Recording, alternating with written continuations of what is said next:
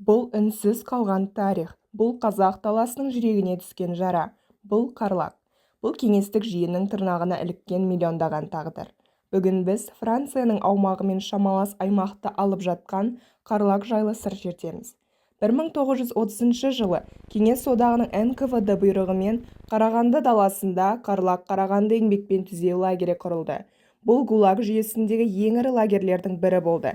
Аумағы 300 мың гектардан асып, солтүстіктен оңтүстікке қарай 120 километрге, ал шығыстан батысқа қарай 100 шақырымға созылды. Қарлагтың әкімшілік орталығы Қарағанды қаласынан 45 километр жерде орналасқан Долинка кенті еді. Қарлаг жай ғана лагерь емес, бұл зұлмат заманда адам тағдырын жаншып, үмітті өшірген азап орны болды. Музейдің ең ауыр бөлігі жертөле. Тас қараңғылық, қалың бетон қабырғалар. Мұнда камералар, карцер және стақан сияқты азаптау бөлмелері орналасқан. Қабырғалары суық әрі дымқыл. Бір камерада тұтқынға отыруға да, жатуға да рұқсат берілмеген.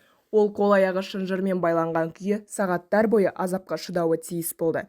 Қасында тұрған ыдыста су болған. Естен танған адамға су шашып, қайта есін жиғызған. Ұйқыға тек 4 сағат уақыт берілген.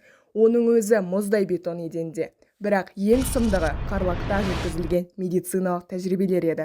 Тұтқындарға дәрі-дәрмексіз, анестезиясыз операциялар жасалған. Бұл тәжірибелер кейін ресми құжаттар арқылы дәлелденді.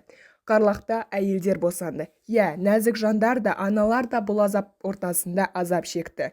Жүкті әйелдер лагерь ішінде босанды. Бірақ өкінішке орай көп нәресте тірі қалмады. Ал тірі қалған сәбилер аналарынан ажыратылды. Оларға тек емізу ғана рұқсат берілді. Мамочкина зираты сол сәбилердің мәңгілік мекені, жер қойнында үнсіз жатқан сәбилер.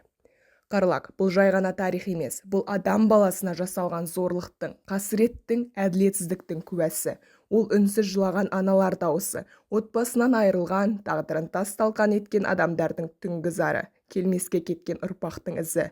Біз бұл тарихты ұмытуға хақымыз жоқ, естен кетпесін, ескерусіз қалмасын.